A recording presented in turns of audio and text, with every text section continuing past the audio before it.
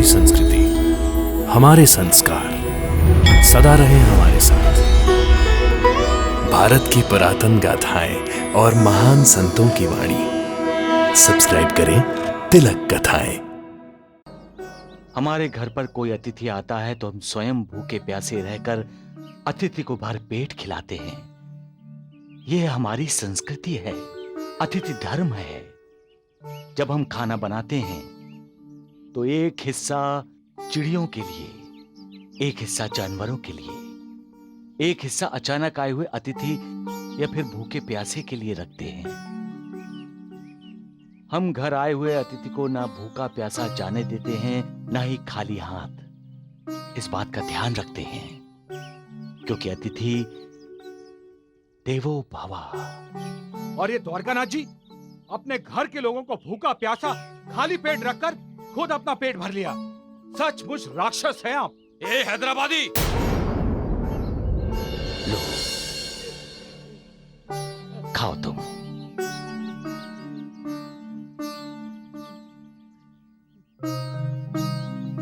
बेटी, आप भी भूखे, आधा आप भी खा लीजिए, खा लीजिए ना बेटी।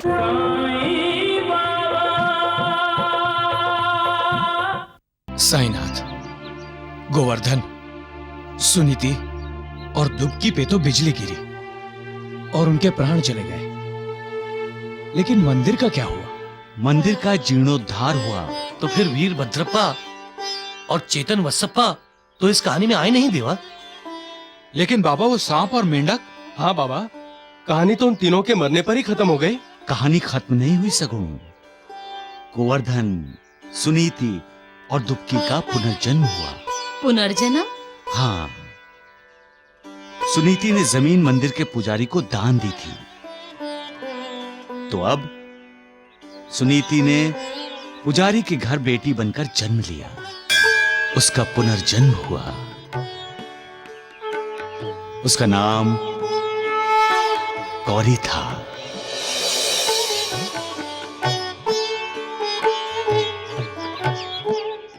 गौरी बेटी, तुम पर शिव जी की कृपा सदा बनी रहे, तुम्हारा कल्याण हो। दुबकी का भी पुनर्जन्म हुआ, लेकिन औरत बनकर नहीं, मर्द बनकर। मंदिर के सेवक के घर में पैदा हुई। उसका नाम था चेतन वासप्पा। ओम नमः शिवाय। चेतन वासप्पा शिव जी का बहुत बड़ा भक्त था। एक दिन वो शिव जी की भक्ति कर रहा था। एक नवयुवक सामने आया उसके।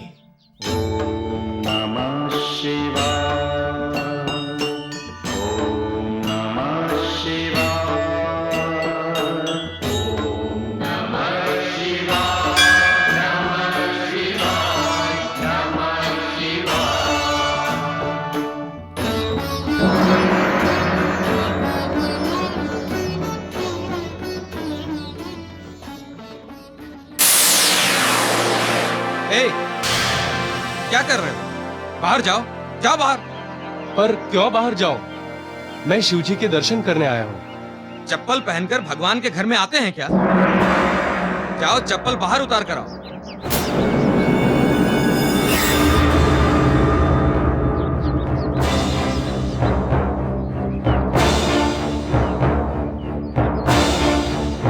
लगता है माँ बाप ने कुछ सिखाया ही नहीं। क्या कहा? गौरव हूं मैं मंदिर का, शिव जी का भक्त हूं। चेतन वसप्पा नाम है मेरा। ये ए क्या करता है? तू जो भी है, मेरे माँ बाप का नाम कैसे लेता है?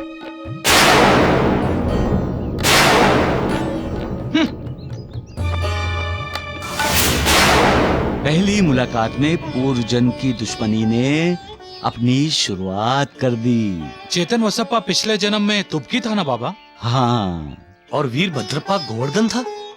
हमारे पूर्व जन्म के कर्मों का साया हमारे नए जन्म पर पड़ता ही पड़ता है, क्योंकि हम अपने कर्मों को लेकर ही नया जन्म लेते हैं। उन कर्मों से छुटकारा नहीं मिलता। हमने पिछले जन्म में जिसका बुरा किया है वो नए जन्म में हमारा बुरा करने के लिए जन्म लेगा ही लेगा। और हमने किसी से कर्ज लिया है और कर्ज चुकाया नहीं तो हमें वो कर्ज नए जन्म में चुकाना पड़ता है। बाबा, पिछले जन्म में गोवर्धन ने दुबकी पर बड़े अन्याय किए थे ना, इसीलिए अब नए जन्म में दुबकी चेतन वसपा बन गई है। तभी तो मिलते हैं। चेतन वासप्पा ने डांट दिया ना वीरभद्रप्पा को। गोवर्धन के लिए उसके दिल में जो नफरत थी वो बाहर आई ना। मौका मिलने की देर थी। दुबकी टूट पड़ी, वीरभद्रप्पा बने गोवर्धन पर। इसलिए हमेशा दूसरों की दुआएं लो, बददुआएं कभी मत लो। देना है तो लोगों को प्यार दो, नफरत कभी मत दो। प्रार्थना करो, दिल खोलकर प्रार्थना करो दूसरों की भलाई के लिए। और मांगना है तो मालिक से मांगो। हे मालिक, सबको सद्बुद्धि दो। इस दुनिया में कोई किसी से नफरत ना करे, हर कोई दूसरे की सहायता करे, मदद करे। अपना पराया भेदभाव हो ही ना। हर तरफ शांति ही शांति हो। भोलेनाथ शिव शंकर की जय। पुजारी को गौरी की चिंता लगी रहती थी। एक दिन वीरभद्रप्पा ने पुजारी के घर का दरवाजा खटखटाया।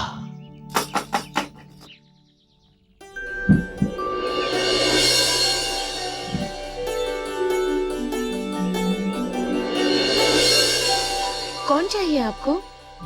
जी वो पुजारी जी हैं घर पर? पिताजी मंदिर के कामकाज के लिए गांव में गए हैं, आते ही होंगे। आप? मैं आटा आटा? आपके मुंह पर, आपके बालों पर।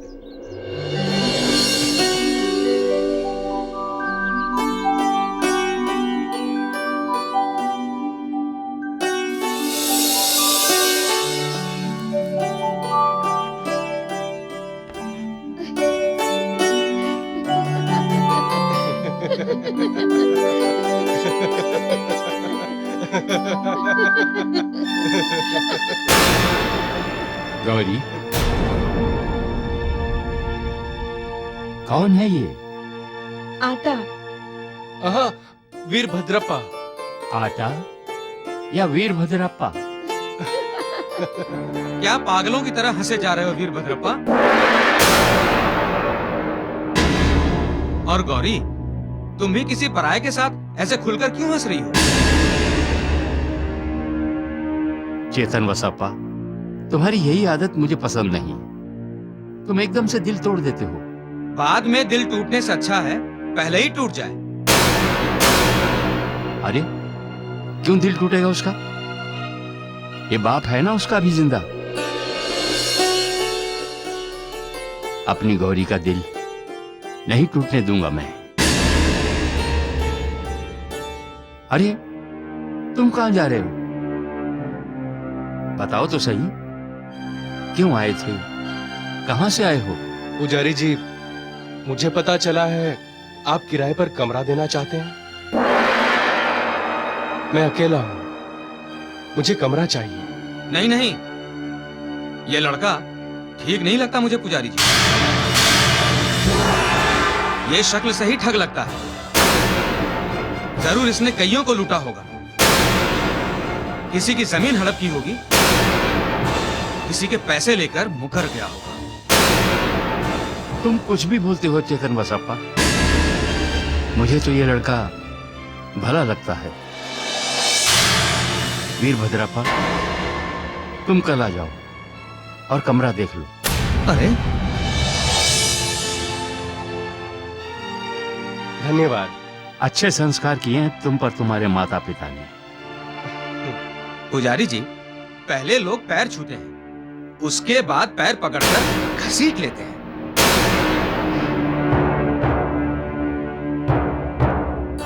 कल मिलेंगे आटा कुमारी।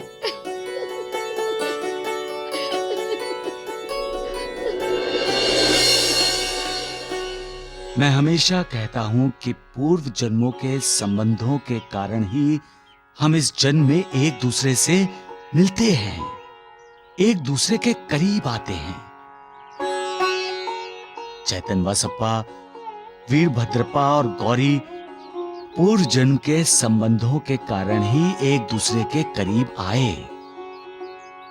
संबंधों के साथ साथ विकार भी आए।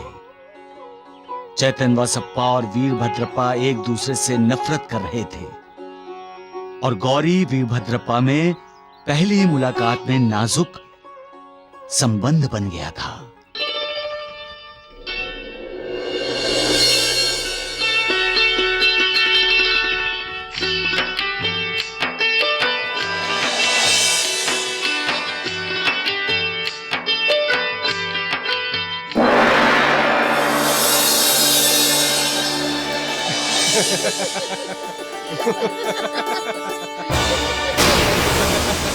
पुजारी को वीरभद्रप्पा पसंद था, लेकिन वो शादी की बात करने से डर रहा था। एक दिन मंदिर की दान पेटी खोलकर चैतन वसप्पा और पुजारी भक्तों द्वारा मंदिर को दान किए गए पैसे गिन रहे थे।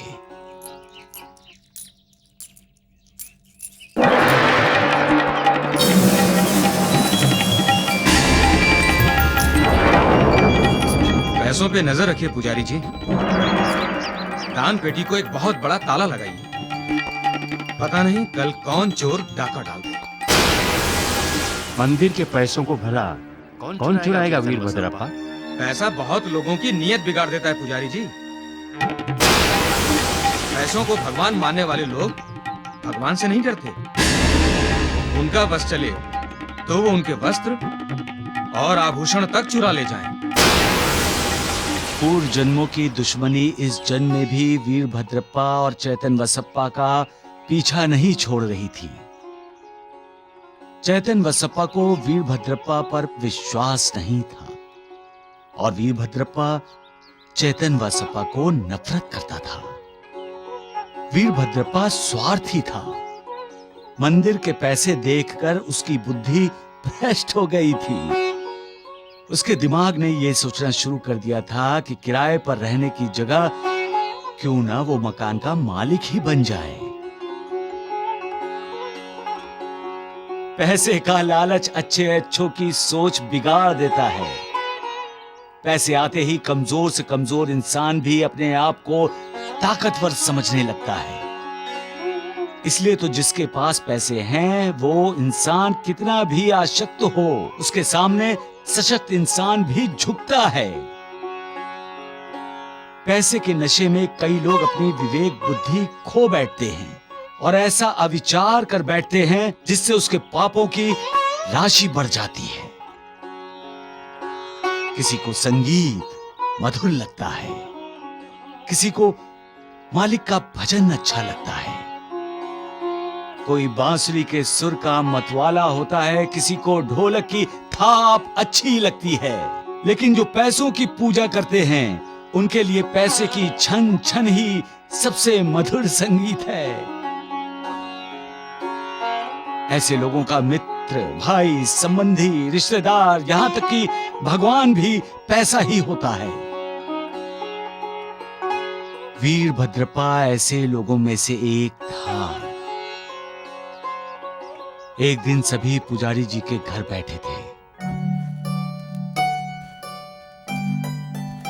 पुजारी जी, मौसी ने मुझे गौरी के लिए एक लड़का बताया है।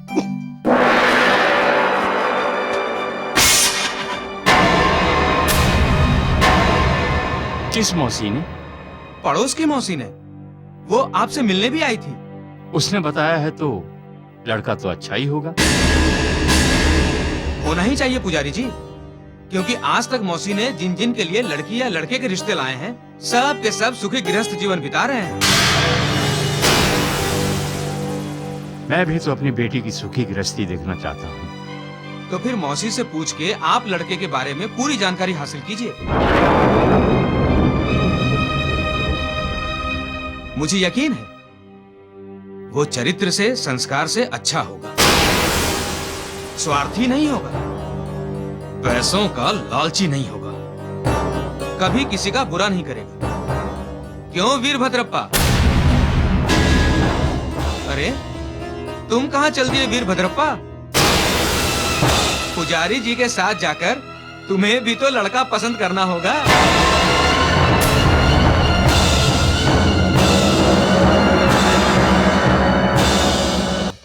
वीरभद्रप्पा, गौरी और चेतन वसप्पा का फिर क्या हुआ? इस जन्म में भी दोनों एक दूसरे के दुश्मन बन गए थे। गौरी की शादी किसी दूसरे से हो गई। इस विचार से दुखी होकर वीरभद्रप्पा ने गांव छोड़कर जाने का निर्णय ले लिया और वो पुजारी के पास उनसे विदा लेने पहुंचा। अरे वीरभद्रप्पा, तुम इस समय? आओ आओ, बैठो।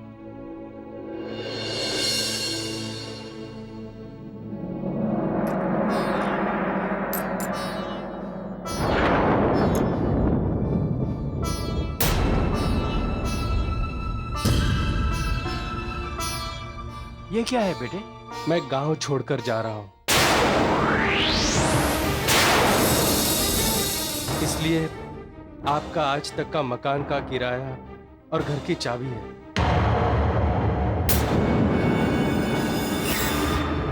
लेकिन अचानक ये कैसे सोच लिया तुमने? बताओगे नहीं? गौरी की किसी दूसरे के साथ शादी मैं देख नहीं सकूंगा,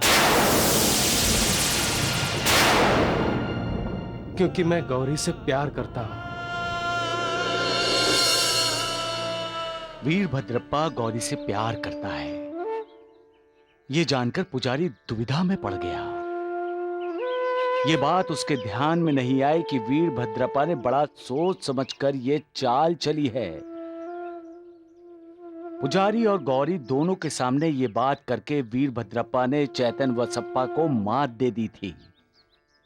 पुजारी ने तुरंत चाबियां वीरभद्रप्पा को देते हुए कहा, देखो वीरभद्रप्पा, जल्दबाजी में कोई निर्णय नहीं लेना चाहिए। वैसे रात को तुम कहां जाओगे? ये लो घर की चाबी और घर जाकर सो जाओ, सुबह बात करेंगे। ठीक है, जैसी आपकी मर्जी। ये लो।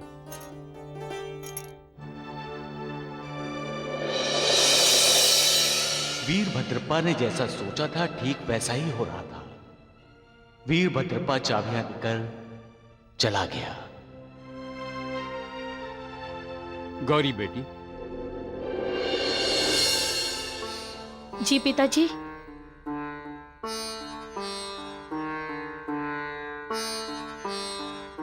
तुमने सुना ना जो वीरभद्रप्पा ने कहा? क्या तुम्हें वीरभद्रप्पा पसंद है?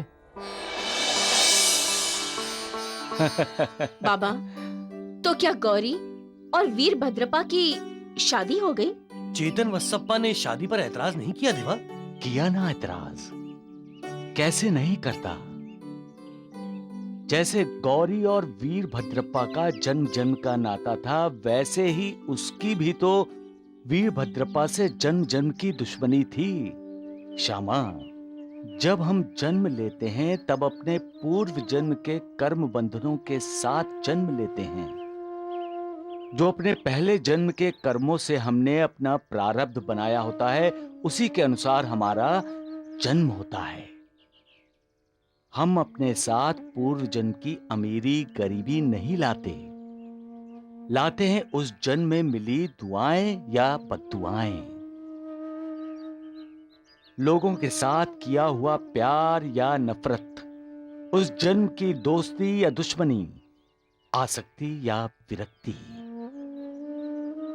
हमारा हर जन्म एक किताब की तरह होता है। जैसे पढ़ते हुए एक एक पन्ना पलटते जाते हैं और अगले पन्ने पर जाते रहते हैं, वैसे ही इंसान एक एक जन्म लेते हुए अगले जन्म पर जाता रहता है। हर जन्म में वो कुछ अच्छा कुछ बुरा करता है और उसी हिसाब से उसका कर्म बंधन बनता जाता है और उसी हिसाब से उसे कर्म फल मिलता जाता है। हर जन्म में वो मित्र या शत्रु बनाता रहता है। किताब में एक अध्याय खत्म होते ही हम दूसरे अध्याय पर चले जाते हैं। वैसे ही मित्रता और शत्रुता का है। उस जन्म में इंसान ने शत्रुता का अध्याय खत्म नहीं किया, शत्रु को मित्र नहीं बनाया, तो दूसरे अध्याय में यानी दूसरे जन्म में भी शत्रुता निभानी पड़ती है। इसलिए ज्ञानी कहते हैं कि इंसान जब पैदा होता है तब वो अकेला होता है और जब वो दुनिया छोड़कर जाता है तब वो अकेला नहीं होता, उसके साथ साथ सिर्फ उसके विकार होते हैं जो अगले जन्म में भी उसका साथ देते हैं। इंसान जब जन्म लेता है वो निष्पाप होता है, परंतु वही निष्पाप जैसे बड़ा होता है तब कोई पापी हो जाता है और कोई पुण्यवान। कोई लोगों की भलाई करना चाहता है, कोई बुराई। ऐसा क्यों? इसलिए कि इसकी जड़ें पिछले जन्मों में होती हैं। उस जन्म के कर्म इस जन्म में भी इंसान पर असर करते रहते हैं। फिर चैतन वसप्पा अपने नए जन्म में वीरभद्रप्पा को पहली बार देखते ही उससे नफरत करने लगता है, क्योंकि पिछले जन्म में वीरभद्रप्पा ने उसे तकलीफ दी थी, उसके साथ धोखा किया था, विश्वासघात किया था, उसके हक अधिकार छीन लिए थे। इसलिए जब पुजारी ने चैतन वसप्पा को मंदिर में कहा वो अपनी बेटी गौरी का विवाह वीरभद्रप्पा से करना चाहता है, तो चैतन वसप्पा बेचैन हो गया। लगता है आपने ठीक तरह से सोचा नहीं पुजारी जी। वीरभद्रप्पा जैसे लफंगे के साथ आप गौरी का विवाह कैसे कर सकते हैं? वो आवारा है, बदमाश है, पाप है उसके मन में। उसकी नजर गौरी पर नहीं, मंदिर के चढ़ावे पर है। भक्त जो पैसा भगवान को चढ़ाने आते हैं वो उनसे शादी करना चाहता है, गौरी से नहीं। चेतन वसप्पा, तुम जैसा समझते हो वीरभद्रप्पा वैसा नहीं है, अच्छा लड़का है। अगर आप वीरभद्रप्पा जैसे लड़के को अच्छा कहते हैं तो अच्छाई की तो व्याख्या ही बदल दी आपने। मेरी मानिए, गौरी का विवाह वीरभद्रप्पा से मत कीजिए।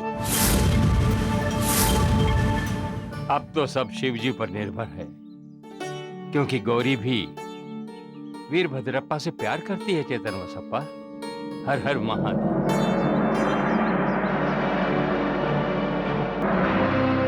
तुम यहाँ मंदिर में? भक्तों के अर्पण किए हुए पैसे गिनने आया हूँ। मैं लफंगा हूँ, आवारा हूँ, बदमाश हूँ। मैं गौरी से नहीं, मंदिर के चढ़ावे से शादी करना चाहता हूँ। सुन लो चेतन वसप्पा, अगर तुम्हारी वजह से मैं अपने इरादों में कामयाब नहीं हुआ तो मैं तुम्हें जिंदा नहीं छोड़ूंगा। और तुम्हारे लिए यही अच्छा होगा कि तुम मुझसे और मेरी जिंदगी से दूर रहो।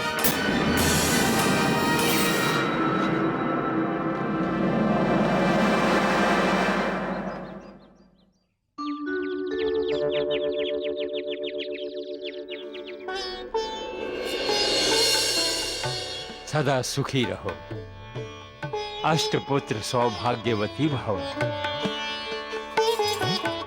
विवाह हो गया, लेकिन चैतन वसप्पा और वीरभद्रप्पा के बीच की दुश्मनी खत्म होने की जगह और बढ़ गई।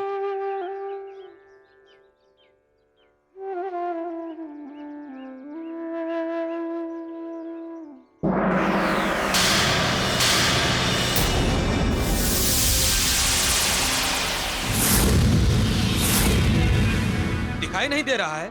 मैं मंदिर की सफाई कर रहा हूँ। हाँ, दिखाई दे रहा है। तुम मंदिर साफ कर रहे हो। पैसे कहाँ है? कौन से पैसे?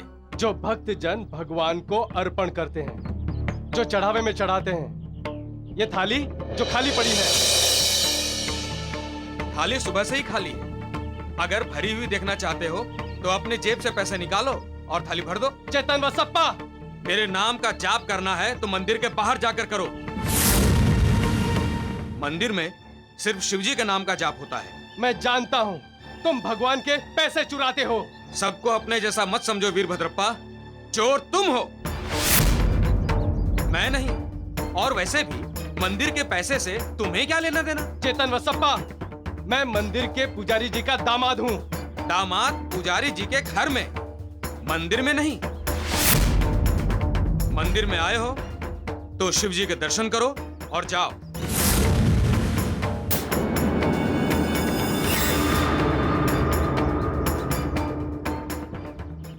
अपने पूर्व जन्मों के संस्कारों से ना वीरभद्रप्पा मुक्त था, न चेतन वसप्पा। दोनों एक दूसरे को नीचा दिखाने का मौका नहीं खोते थे। लेकिन संस्कार क्या है? संस्कार इंसान की प्रगति है, उन्नति है, इंसान के व्यवहार का आईना है। मतलब इंसान को जो सीख दी जाती है वही संस्कार है। जैसे बड़ों का, गुरु का, माता पिता का आदर करना, उनका सम्मान करना, उनकी सेवा करना, उनकी आज्ञा का पालन करना, ये हमारे संस्कार हैं। इंसान के व्यवहार से पता चल जाता है उसके संस्कारों का, उसकी संस्कृति का। जैसे भूखे प्यासे की भूख प्यास मिटाना, बेसहारों का सहारा बनना, अन्याय के खिलाफ आवाज उठाना, अंधे की लाठी बन जाना, जानवरों को भी प्यार देना, यह हमारे संस्कार हैं, हमारी संस्कृति है। बच्चा जब पैदा होता है तब माँ बाप उस पर संस्कार करते हैं, फिर उसे शिक्षा देकर गुरुजी उस पर संस्कार करते हैं। वही बच्चा जब आदमी बनकर जिंदगी जीने लगता है तो उसके अपने अनुभव उस पर संस्कार करते हैं। संस्कार इंसान की इंसानियत की बुनियाद हैं। संस्कार ही इंसान को परिवार के, समाज के, देश के योग्य बनाते हैं। जिस पर संस्कार नहीं होते वो इंसान होते हुए भी इंसान न होने के बराबर है। संस्कार ही दानवों को देवता बनाते हैं और संस्कार ही पत्थर की मूर्ति को भगवान बनाते हैं। इंसान के जीवन में यही संस्कार का सही महत्व है। वीरभद्रप्पा और चेतन वसप्पा पूर्व जन्म के संस्कारों में ही उलझे हुए थे। इसलिए अरे रुक बचाओ बाबा, बचाओ बचाओ देवा, ऐसा लग रहा है ढूंढू वैद जी को नचा रहा है।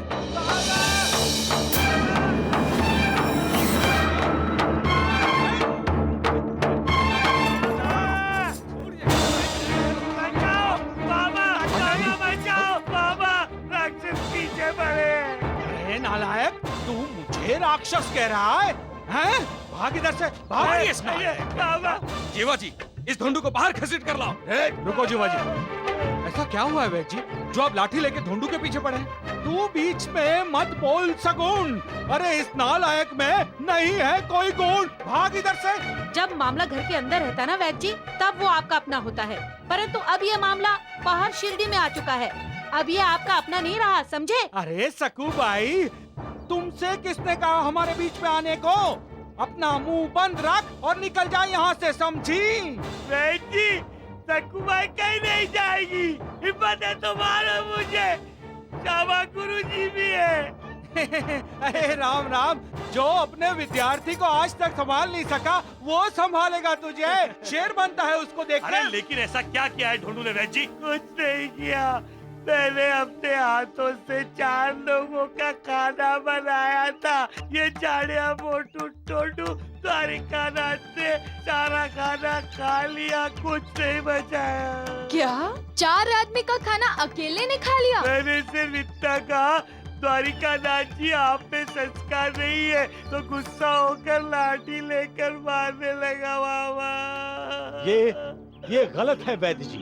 ए तू चुप रह साईं। ए द्वारकानाथ, अब बाबा के खिलाफ अगर कुछ बोला ना तो मैं तुझे हमेशा के लिए चुप करा दूंगा, समझे?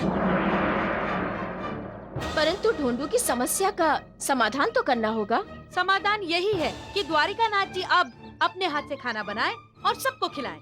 नहीं नहीं, इससे अच्छा तो ये होगा कि जिसने 4 लोग का खाना खाया उसे 4 दिन खाना ही नहीं दिया जाए। यही ठीक रहेगा।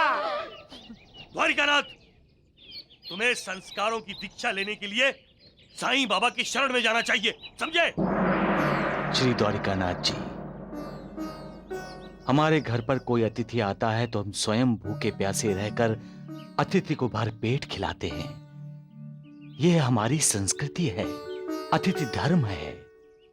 जब हम खाना बनाते हैं तो एक हिस्सा चिड़ियों के लिए, एक हिस्सा जानवरों के लिए, एक हिस्सा अचानक आए हुए अतिथि या फिर भूखे प्यासे के लिए रखते हैं। हम घर आए हुए अतिथि को ना भूखा प्यासा जाने देते हैं, ना ही खाली हाथ। इस बात का ध्यान रखते हैं क्योंकि अतिथि देवो भवा। और ये द्वारकानाथ जी अपने घर के लोगों को भूखा प्यासा खाली पेट रखकर खुद अपना पेट भर लिया। सचमुच राक्षस हैं आप। ए हैदराबादी, लो खाओ तुम।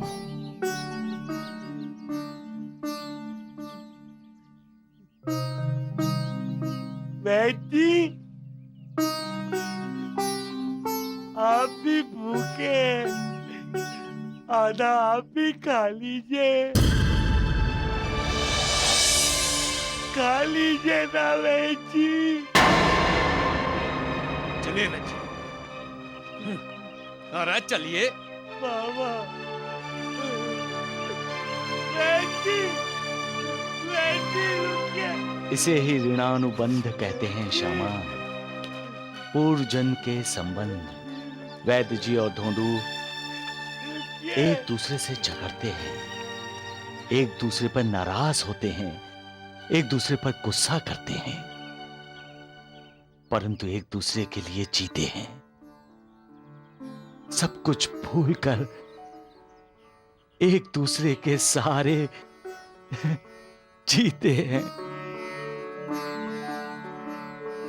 इसे ही ऋणानुबंध कहते हैं।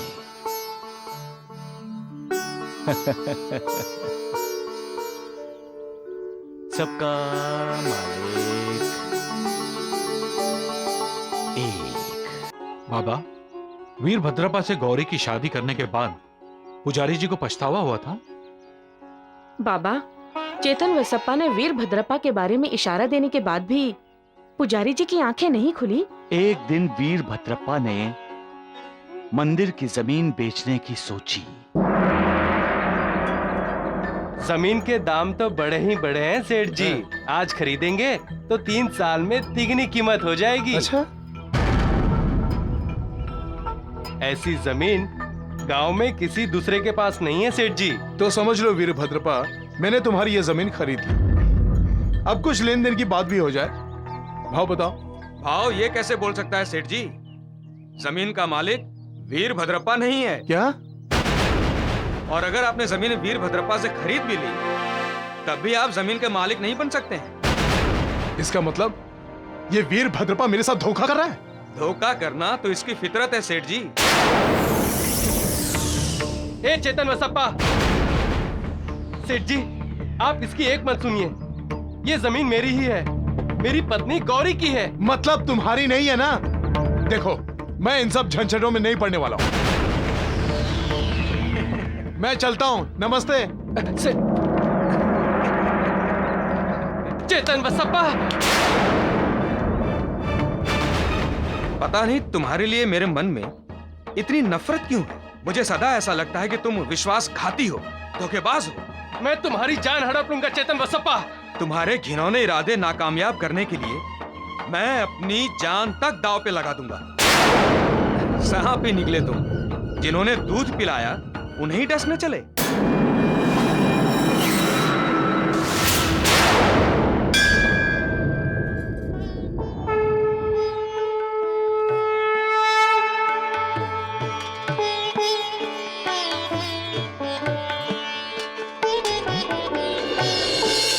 चेतन बसप्पा, जाओ इसे दान की पेटी में डाल दो। जी पुजारी जी, आप मंदिर की जमीन बेचना क्यों चाहते हैं? नहीं तो किसने कहा तुम्हें कि मैं जमीन बेचना चाहता हूं? ये आपका दामाद सेठ दीनानाथ जी को जमीन दिखा रहा था। चेतन वसप्पा, तुमसे जरूर कहीं कोई गलती हुई है। सेठ जी से तो गलती नहीं हुई होगी ना। अगर मैं ठीक वक्त पर नहीं पहुंचता तो तुम्हारे पतिदेव ने सेठ जी को उल्लू बनाकर 2-4 हजार रुपए ऐंठ लिया होता। गौरी, ये चेतन वसप्पा पता नहीं क्यों हमेशा मेरे खिलाफ बोलता रहता है। ये जो कुछ बोल रहा है सब झूठ बोल रहा है। ठीक है, मैं झूठ बोल रहा हूं। अगर तुम सच कह रहे हो तो शिवलिंग पर रखे बेलपत्र को उठाकर कह दो कि तुम सच कह रहे हो।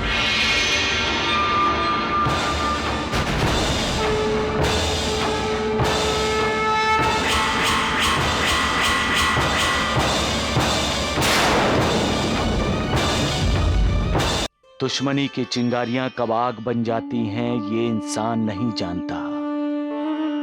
वही आग फिर इंसान की खुशियों को जलाकर उसे दुखी करती है।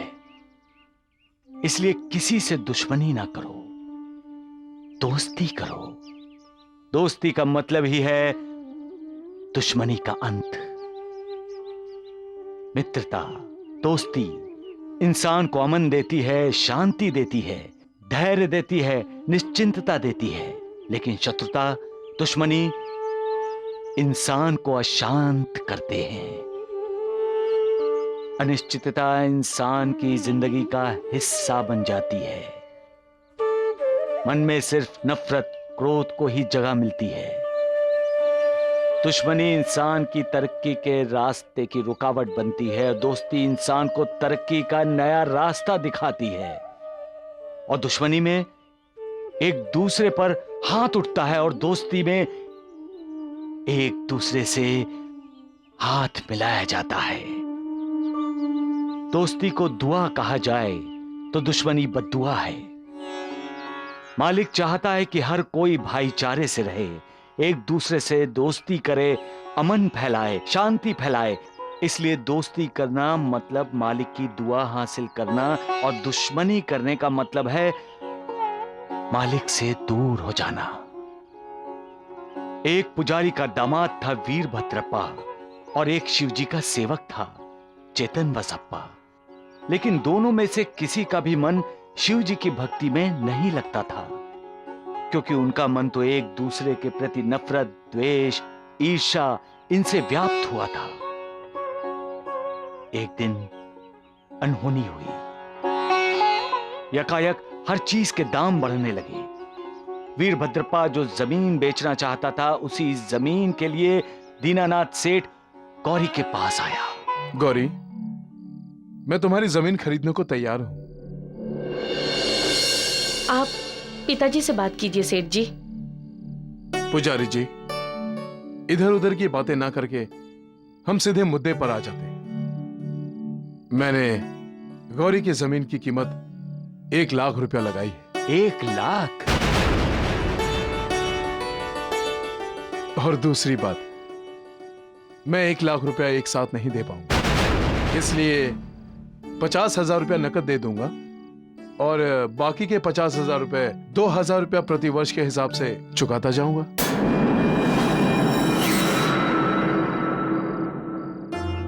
पिछले जन्म में गौरी सुनीति थी। वीरभद्रप्पा पिछले जन्म में गोवर्धन था। और सुनीति गोवर्धन की क्या थी सगुण? पत्नी। हाँ, सुनीति ने जब अपने गहने मंदिर के लिए बेचने चाहे थे, तब उनके बदले में गोवर्धन ने उसे यही बंजर जमीन दी थी। और अब इस जन्म में वही जमीन, जेवर, गहने, पैसों से भी कई गुना ज्यादा कीमत में खरीदी गई थी। ठीक कहते हैं, लालच बहुत बुरी बला है। जो लालची होता है वो किसी का नहीं होता, सिर्फ अपना स्वार्थ देखता है और अपने स्वार्थ के लिए वो किसी भी हद तक गिर सकता है। वीरभद्रप्पा को पैसों का आकर्षण जन्म से ही था और अब इतना पैसा आने वाला है ये जानते ही उसकी मति भ्रष्ट हो गई। वो अपना हिस्सा मांग रहा था और उसके लिए चेतन वसप्पा, पुजारी और गौरी से भी झगड़ा करने लगा था। मेरा भी हिस्सा है इस लाख रुपए में और मुझे अपने हिस्से का पैसा मिलना ही चाहिए। अब आप शांत हो जाइए। शांत कैसे हो जाऊं? ये मत समझना कि मैं अपना हिस्सा छोड़ दूंगा। मुझे धोखा देने की कोशिश की तो मैं किसी को नहीं छोड़ूंगा। लेकिन तुम्हें हिस्सा क्यों? किस लिए? जमीन से संबंध क्या है तुम्हारा? बताऊं संबंध? तेरा मेरा संबंध तो है ना, दुश्मनी का। मैं तुझे बताता हूं इस संबंध का नतीजा। मुझसे सवाल करता है, मैं तुझे बताता हूं।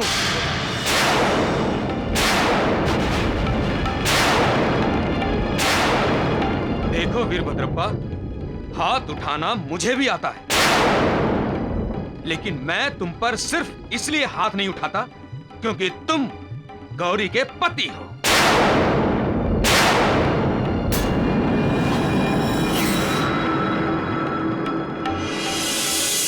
पुजारी जी, वो जमीन भगवान की है जो आपको सौंपी गई थी, परंतु उसकी मालकिन आपकी बेटी गौरी है। जमीन बेचकर जो भी पैसा आएगा उस पर सिर्फ गौरी का अधिकार है और किसी का नहीं, इसके पति वीरभद्रप्पा का भी नहीं। इसलिए जैसा गौरी चाहे पैसा खर्च कर सकती है, बांट सकती है, या जो भी इसका मन चाहे कर सकती है। समझ गए वीरभद्रप्पा?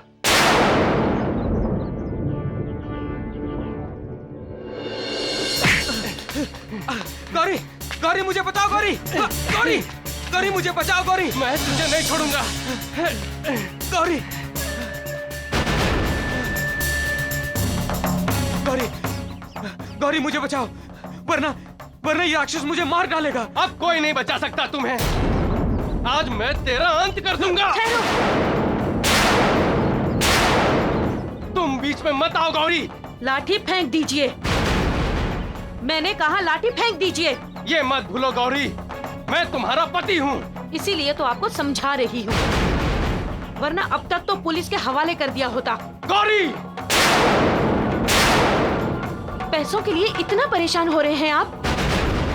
मैंने तो पुजारी जी से पहले ही कह दिया था कि ये वीरभद्रप्पा पैसों और जमीन के लिए गौरी से शादी करना चाहता है, लेकिन उन्होंने मेरी नहीं सुनी। अब ये राक्षस मुझे। चेतन वसप्पा!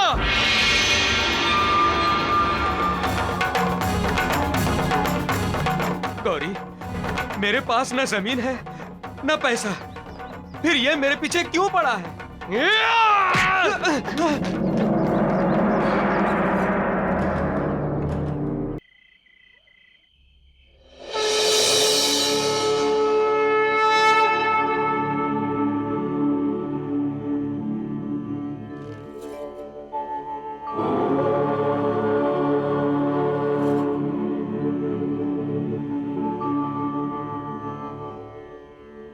हे भोलेनाथ शिवशंकर, आपको मेरा प्रणाम। तुम्हारा कल्याण हो पुत्री।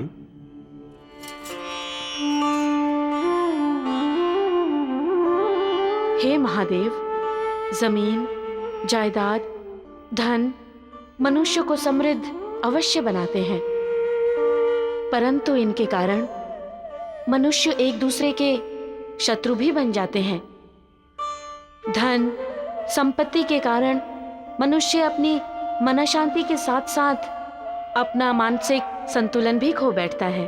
तुम सत्य कह रही हो पुत्री, परंतु जो स्वार्थी है, अतताई है, वही अपनी मनःशांति खोता है। हे आशुतोष, मंदिर की जमीन की वजह से हमारे घर में असंतोष फैल रहा है। मेरे पति की नीयत साफ नहीं है, इसके कारण मैं बहुत परेशान हूं। अब आप ही मुझे मार्ग दिखाइए प्रभु। पुत्री, जमीन बेचकर जो धन प्राप्त हुआ है वह केवल तुम्हारा है, अन्य किसी का नहीं। इसमें किसी का भी कोई हिस्सा नहीं है और ना ही इसमें से तुम्हें किसी को कुछ देना है। यदि तुम कुछ धन मंदिर के लिए खर्च करना चाहती हो तो चेतन वसप्पा से विचार विमर्श कर लो, और तुम्हें किसी अन्य कार्य में खर्च करने की इच्छा हो तो बाबा से परामर्श ले लो। जैसी आपकी आज्ञा शिवशंकर। तथास्तु।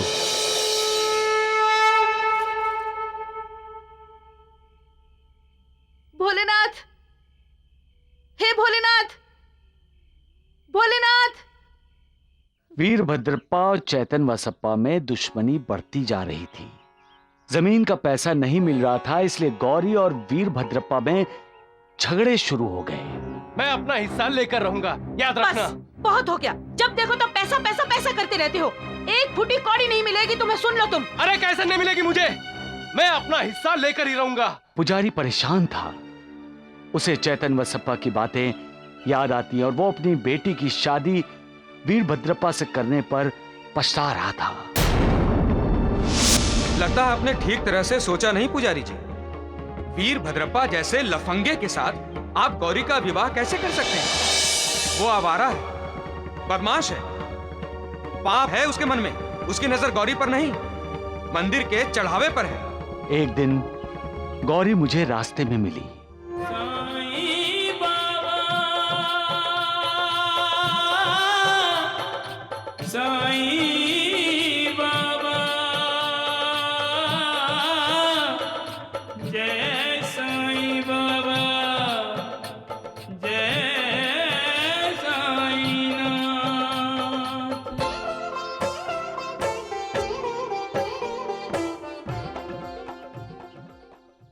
बाबा, मंदिर की जमीन बेचने से जो पैसे आए हैं उनमें से कुछ मैं गरीबों पर खर्च करना चाहती हूँ।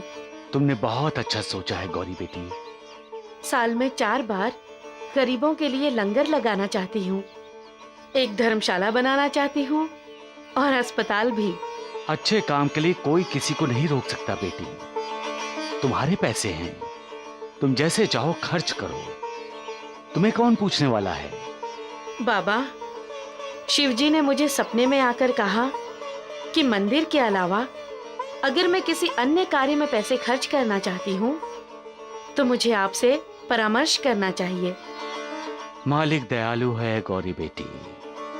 बाबा, मेरे पति की इन पैसों पर नजर है, वो सारे पैसे हड़प लेना चाहते हैं। मुझे कहना तो नहीं चाहिए। बचाता कहाँ है? रुक जा। बाबा, मुझे बचाइए बाबा, मुझे बचाइए। देख रहे हो बाबा, चेतन वसप्पा ने तो मुझे पहले से ही कह दिया था कि मेरे पति सिर्फ पैसों से प्यार करते हैं। अब मैं क्या करूं बाबा? मंदिर की जमीन का पूरा पैसा तुम्हारा है गौरी बेटी, उस पर किसी का कोई अधिकार नहीं है, तुम्हारे पति वीरभद्रप्पा का भी नहीं। आज मैं तुम्हें मार मार कर खत्म कर दूंगा, समझा? हमेशा तुम मेरे खिलाफ मेरी पत्नी को और मेरे ससुर को भड़काते रहते हो। बचाइए बाबा, मुझे बचाइए। गौरी बेटी, जमीन का पैसा तुम रखो, लेकिन उस पर जो ब्याज आता है उसकी आधी रकम चेतन वसप्पा को दे दो। वीरभद्रप्पा का इसमें कोई लेना देना नहीं है। वीरभद्रप्पा को मैंने बहुत समझाया, लेकिन वो कुछ सुनने को तैयार ही नहीं था। तब मैंने चेतन वसप्पा को कहा कि मैं उसकी रक्षा करूंगा। फिर क्या हुआ बाबा? वीरभद्रप्पा को पैसे नहीं मिले और समय आने पर वो और चेतन वसप्पा दोनों की मृत्यु हो गई। इस जन्म में वीरभद्रप्पा सांप बना और चेतन वसप्पा मेढक। लेकिन दुश्मनी खत्म नहीं हुई थी, पुराने संस्कार नहीं मिटे थे। इसलिए जब मेढक को सांप ने पकड़ा तो मेढक ने मुझे पुकारा और वचन के अनुसार मैंने उसकी रक्षा की। वीरभद्रप्पा, किसे तुम अपना दुश्मन समझ रहे हो? किसे? चेतन वसप्पा को अपने कर्मों का फल मिल गया है और तुम्हें भी अपने कर्मों का फल मिल गया है। इसलिए तो चेतन वसप्पा को मेढक बनाया है और तुम्हें सर्प योनि मिली है। वीरभद्रप्पा, इतना अधोपतन होने के बाद भी दुश्मनी? अरे तुम अपना कल्याण चाहते हो तो मालिक की भक्ति करो। ईर्ष्या, द्वेष, नफरत को त्याग दो। छोड़ दो चेतन वसप्पा को। वीरभद्रप्पा, छोड़ दो उसे।